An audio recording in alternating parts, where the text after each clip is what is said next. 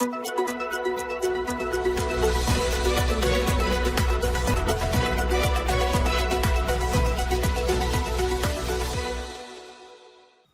विधानसभा seat से 16 उम्मीदवारों ने किए 22 नामांकन दाखिल। भाजपा में बगावत पर उतरे पूर्व विधायक। सुमेरपुर विधानसभा चुनाव को लेकर नामांकन के आखिरी दिन मुख्य पार्टियों सहित निर्दलीय प्रत्याशियों ने भी अपने अपने नामांकन पेश किए, जहां पर सुमेरपुर विधानसभा क्षेत्र से कुल 22 नामांकन पेश हुए, जिसमें से भाजपा प्रत्याशी जोराराम कुमावत ने 4, कांग्रेस प्रत्याशी हरिशंकर मेवाड़ा ने 2, कांग्रेस से एक अन्य जबर सिंह ने 2, निर्दलीय के तौर पर 9 दावेदारों ने 10 नामांकन पेश किए, जिसमें से पूर्व विधायक मदन राठौड़ ने भाजपा से बगावत कर उतरकर निर्दलीय के तौर पर 2 नामांकन पेश किए। उसके साथ ही नव भारत पार्टी से लक्ष्मण प्रजापति, बहुजन समाजवादी पार्टी से जीवाराम राणा, हिंदुस्तान जनता पार्टी से शंकरलाल नरवान, राष्ट्रीय लोकतांत्रिक पार्टी से हरिराम घांची, इन सभी ने रिटर्निंग अधिकारी के समक्ष अपने अपने नामांकन पेश किए। इधर भाजपा से बगावत पर उतरे पूर्व विधायक मदन राठौड़ ने शहर के मुख्य मार्ग होते हुए पैदल भव्य रैली निकाली। रैली से रिटर्निंग कार्यालय पहुंचकर अपना नामांकन पेश किया। मारवाड़ न्यूज से बात करते हुए पूर्व विधायक मदन राठौड़ ने कहा कि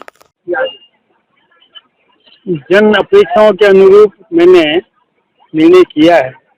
जनता की भावनाओं का आदर करते हुए मैंने निर्दलीय फॉर्म भरा है। चुनाव लड़ेंगे, जनता की सेवा करेंगे।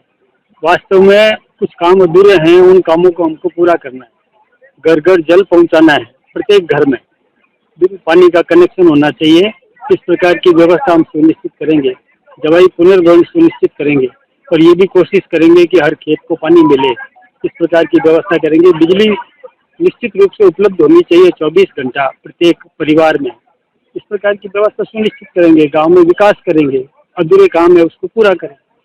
बीजेपी ने जिसको टिकट दिया, जो पहले आजमाया हुआ था और उन्होंने 5 वर्ष में कोई विकास के काम दिखे नहीं और फिर कार्यकर्ताओं को भी प्रताड़ित किया, तो इस कारण से और हमने भी सोचा कि नहीं, अब एक्चुअली बीजेपी ने भी कई ऐसी गलतियां कर दी है कि कल जो आया कांग्रेस छोड़ करके बीजेपी में, उसको टिकट दे दिया।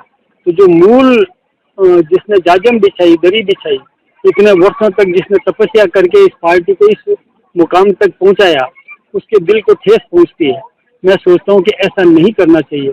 जिसने त्याग किया है, जिसने संघर्ष किया है इस पार्टी को आगे बढ़ाने के लिए, आज नरेंद्र भाई दुनिया में नाम ऊंचा कर रहे हैं, तो ये सब परिश्रम उस कार्यकर्ता ने किया था और उस कार्यकर्ता का यदि सम्मान नहीं रहेगा तो दिल दुखता है।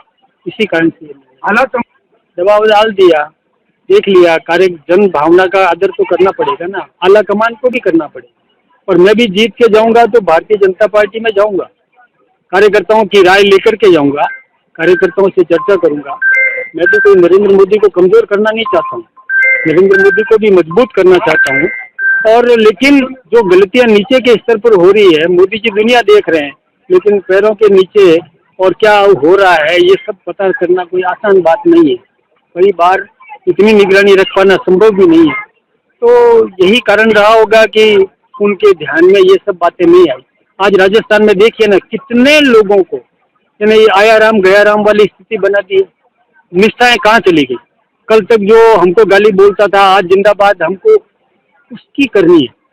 क्या स्थिति बनती है? जो जिसने हमको गाली बोली, हमको इतने वर्षों तक जिसने हमको क्या क्या नहीं कहा, और वो उसको हमारे सिर पे बिठा दिया और हम उसको जिंदाबाद करते घूमते रहे। मैं सोचता हूँ कि ये संस्कृति ठीक नहीं है, इसमें सुधार करने की जरूरत है। पार्टियों को समझना पड़ेगा और प्रत्येक पार्टी को भी अपनी निष्ठाओं का ख्याल रखना पड़ेगा। पार्टियों की निष्ठाएं आजकल धूमिल होती जा रही है। कोई बीजेपी में जा रहा है, कोई बीजेपी से कांग्रेस में जा रहा है, उसको टिकट दे रहे हैं। और क्या है, नीति सिद्धांत कहाँ चले गए? जो संस्कार कहाँ चले गए? उनको तिलांजलि दे दी। मैं सोचता हूँ कि यदि ऐसी पार्टियों की स्थिति रही तो भविष्य में कोई पार्टी का टिकट लेने को तैयार नहीं रहेगा। व्यक्तित्व महत्वपूर्ण हो जाएगा कि व्यक्ति सेवक की भावना से राजनीति में आया है, तो सेवक बनकर के काम करना चाहता है, तो निश्चित रूप से जनता उसको आशीर्वाद देगी। आज मेरे यहाँ भी जो नारा लगा कि देखो देखो कौन आया, ये सुमेरपुर का सेवक आया है ना। ये सेवक शब्द लोगों ने प्रयोग किया क्योंकि वो मुझे जानते हैं कि मैंने सेवाएं दी है और सेवाएं दूंगा, ये उनको विश्वास।